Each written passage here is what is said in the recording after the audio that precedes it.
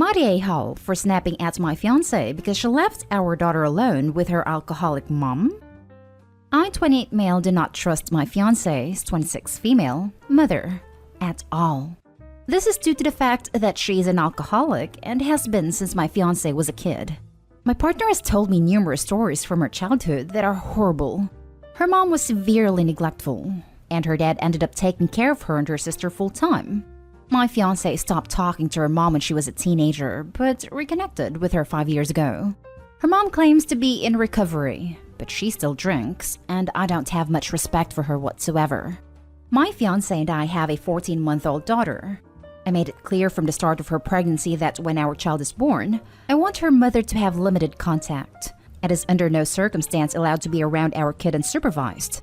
My fiancé agreed to this and so far has abided. That is, until yesterday when I came home from work and found my fiancé's mom and my daughter together, alone. I asked where my fiancé is, and her mom said that she went to the grocery store. I'm immediately fired up, but managed to keep my cool until my partner gets home and her mom leaves. I asked my partner what the hell did she think she was doing leaving her mom and our daughter alone together. I told her it was a stupid and irresponsible thing to do. She tried to defend it by saying that she was only gone for 20 minutes. I snapped and said, what kind of mom leaves her kid by themselves with a drunk? My fiancé called me Neho and started crying. Now she has barely spoken to me. I guess I'm confused, because after all what my fiancé has been through with her mom, I would have thought that she would know better. I just want to protect our daughter. Am I the a-hole? Now for the top comments. Not the a-hole. I'm seeing a lot of it was only 20 minutes, which, yeah, it was only 20 minutes, which means there was zero reason for your fiancé to not wait till you got home to leave. Both parents need to agree on who gets to be alone with their child, and your fiancé did agree, and she broke that agreement over a very trivial situation. It was not okay. I don't understand the "you're the a-hole" or "everyone sucks here" comments. The wife crossed a predetermined boundary. I feel like if it was the husband in this situation, everyone would be harping on him to no end. Why would you leave your child unattended with an alcoholic who has proven to be a bad parent?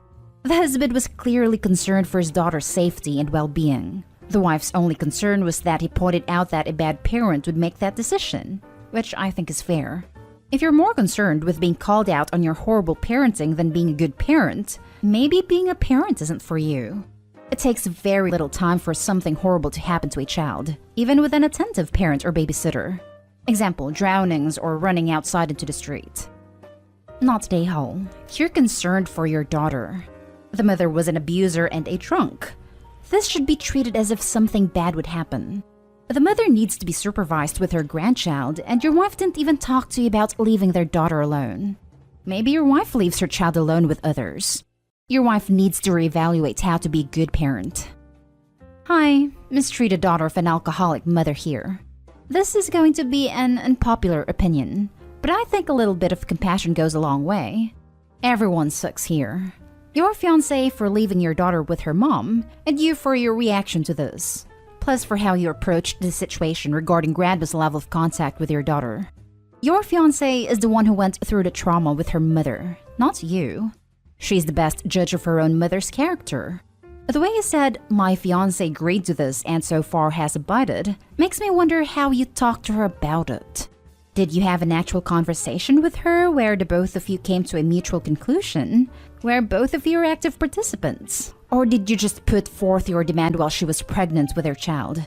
If the latter, she opened up to you about her traumatic experiences, and you used them to put her in adversarial position when you really didn't need to. Was she planning on using her mom as a live-in nanny or something? If my fiancé did this to me, it would cause a lot of resentment and spite on my end. It wouldn't exactly motivate me to enforce the executive decision made in this conversation. The comment you made about her being a bad mother was too far and uncompassionate, and a great way to foster resentment in your relationship. Now for the next story. Am I the a-hole for telling my son the truth about math? My wife is a high school math teacher. Math is her passion, and she loves teaching. She has always been a math wizard, and thinks math is this super fun subject that is enjoyable and relaxing. To decompress as a kid, she'd do algebra. For fun, she'd do hard calculus. To me, it's endearing, and she does have fun and is enjoyable outside of math and academics. Ever since my son was 3, she started teaching him math. She tried to teach him to count at 1 year old, but he couldn't really speak, so it didn't work out. When he was 5, she started teaching him all the math she could. When he was in grade 1, he aced the class because he'd learned all of it before from his mother. This essentially made her think that her teaching him advanced math was a good thing, and pretty much all of their time together is math-related. By grade 3, he was doing algebra. He's a bright kid. And at first, he was really interested in math because it helped him understand how the world works. Now, he's in grade 5 going to grade 6, and she started teaching some of high school syllabus. He'd been losing interest for a while because the math was slowly drifting away from real-world application and into x plus 6 times x plus 7, solve for x. That's where he began to lose interest, and because he's obviously young and not really ready for that kind of math yet, she had pushed him insanely hard to get him to do well in it. There were days where she'd come home from work and my wife would immediately start drilling him with math. Recently, there's been several fights because he wanted to go play video games with his friends instead of doing math.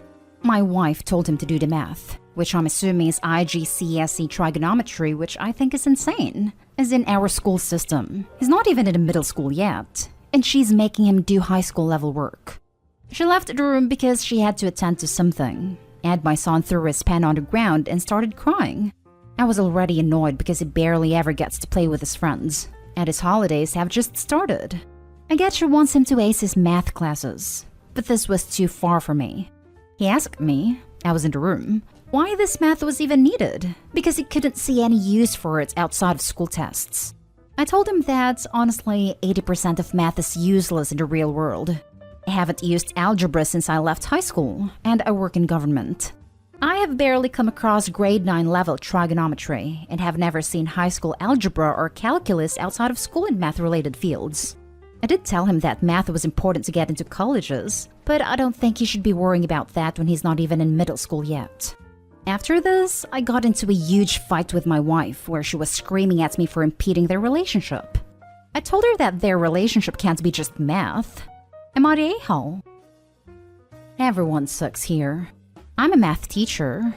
Forcing math or any learning down young children's throats does more harm than good. My daughter's talented at math. We do no math together at home beyond her schoolwork. She is 5. She needs to be 5. So when she's home, she plays, spends time with her family, has fun. However, I can't tell you how bloody difficult it is to teach a child at secondary level who has a commentary from home of, math is pointless, you'll never need this, etc. As soon as a kid says, well, my mom/dad says, my heart sinks. Math has many real-world applications, and honestly, even if those aren't things the person wants to do, a whole load more doors are open to the student who has gained a decent math grade in GCSE. You and your wife need to sort yourselves out. Between you, you are entirely sabotaging his education. Her by making him resent it, you by undermining its importance. Right? The mom is an A for her pressuring the kid, but OP, times are changing. Would your son ever like to go anywhere in academia or STEM? Would he ever like to learn a trade like electrician or plumber? What about anything to do with computers? Whether that is a practical side or software? Pilot? Engineer? Architect? Data analyst? Anything to do with logistics? Then he will need math. Just because your career hasn't involved any math at all, and wow, the chances of him also managing to get a government job like that are small, does not mean your experiences are universal. Wow, way to make this world seem smaller than it is. I wish health professionals were taught better math, because the amount of peers I saw spewing statistical BS during the COVID crapstorm is far too high. Not day hall. A lot of my job is math, so how useful it is depends on the direction you decide to go. I don't think he should be worrying about that when he's not even in middle school yet. I agree, and this is what makes you not the a-hole. Let the kid be a kid. Your wife's approach sounds like it will probably make him hate math. His wife's approach also doesn't sound like a good teaching method. First of all, the drilling. Second, the non-real-life application. I had a teacher like that from year 7 to 9. Barely got through it. Then I had an awesome teacher year 10 to 13 and suddenly got only A's and B's. And third, not taking criticism on math. Next story. Am I the a-hole for telling my daughter we're having financial problems? I, 36 female, adopted my niece, Haley, 8 female, when she was 14 months old. Haley is beautiful, kind, and smart, and is the best thing that ever happened to me. I own my own restaurant, and the shutdowns affected us, but I rent out a few houses and apartments, so I still had an income. And my best friend, Amy, 36 female, and her daughter Grace, 7 female, moved in with us in January because she wanted to go back to school and wanted to save money. This arrangement was perfect because with her school schedule and my work schedule, one of us was always home with the girls and we rarely had to pay for childcare. Now, between my restaurant, the rent from the houses and apartments, and some investments, Haley and I were pretty comfortable. There was recently a fire at my restaurant and we're going to be out of business for a while. On top of that, one of my apartments flooded and the repairs aren't cheap. Haley walked in on me and Amy talking about our financial situation and budgeting. She asked what we were doing, and I said that Amy and I were trying to find ways that we could save money. She asked why we were doing that, and I told her that with the fire and flood, money's tight right now and told her that we'll be okay in a few months. She asked a few questions and offered to sell some of her toys and set up a lemonade stand to help out. I explained that this is between the grown-ups, and that we just won't be able to go toy shopping or go out to eat too often, and we may have to postpone our trip to Disneyland. She said okay and went back to her room. The second Haley left, Amy laid into me for telling Haley about my financial situation and said that she's too young to know these things. In my opinion, telling an 8-year-old mommy's not making that much money right now so we can't go out to eat or get new toys that much, everything's gonna go back to normal in a few months, isn't going to scar them for life. Am I the a-hole for telling my daughter that we're having financial problems? Not the a-hole. Kids pick up on things. You explained she had no reason to be concerned about food, shelter, or other necessities, just that you'd need to be more careful with money. What you described sounded age-appropriate and reassuring to me. Follow-up with her is needed to make sure she's okay and not overly worried. I'll definitely check on her and make sure that she's okay, but right now she seems perfectly happy. I'm sure she's absolutely fine. What you said sounds perfectly reasonable and age-appropriate. I definitely follow up with a conversation about how you appreciate her offer. Not a hole at all. Not a hole. She's asked a few questions and offered to sell some of her toys and set up a lemonade stand to help out. She clearly understands how income and savings work. So no, she's obviously not too young. Haley would have picked up on what was going on. Kids realize a lot more than people give them credit for. The honesty will go a long way here, and will keep her from worrying about something she didn't need to. Not a hole. I think you offered an excellent age-appropriate answer to your daughter's question. You also showed her you would always be honest when she asks you something. Plus, Amy has zero say in how you raise your own daughter. Not a hole. This is how you teach kids how the world works. Sometimes the extras need to be cut back, so the necessities can comfortably be affordable. Budgeting and belt tightening. And also how you boost her confidence in you and your ability to provide during times of crisis. You explained in kid-appropriate language. You didn't catastrophize. You assured her you had it handled. Perfectly done. Last story is titled, Am I the a-hole for wanting to elope after my parents cut my wedding budget in half? I'm recently engaged and I've started planning my wedding. I'm the only girl and my parents make good money, about $450,000 yearly, so they've always said they'd pay for my wedding when I decide to get married. I set my budget around $25,000 and started getting estimates on venue, photographer, videographer, etc. My dad said the budget was $40,000, which I knew I'd be way below, so I wouldn't have to stress about DIYing the whole thing and enjoy the planning process. My mom has consistently pushed me to cut corners and have a cheaper wedding, and said she'd give me a few thousands as a gift if I do. Note, my mom is notorious for backtracking on promises when it comes to money. My fiancé and I agree with rather have a nice, put-together wedding than accept a gift. Might I restate, she backtracks on these decisions last minute too often for me to trust it. My mom has also gotten estimates of how much her friends paid for their daughters' weddings, all of which were over $25,000, and agreed they could swing that financially. The kicker here is after those two estimates were thrown out, my parents backtracked and gave me a final wedding budget of $20,000. My mom is also pushing me to use vendors her friends used instead of me finding people that fit my style. She wants a southern-born wedding. I like more modern elegance. I wouldn't be so upset with them had the budget been $20,000 from the beginning, but it seems as if they pulled that number out of thin air. They also created this budget after my mom spent $3,000 on my dress and veil, so I'm now left with $17,000. Another issue I have is, they have no problem buying baseball tickets for $200 a piece and spending $100+ on dinner multiple nights a week. They also just bought one of my younger brothers a car. He's in his junior year of college. My fiancé and I are long distance and will be until we're married. And when I told my mom I'd rather elope than dance around a wedding budget and not be able to enjoy my day, she flipped. She's pretty much refusing to let me elope.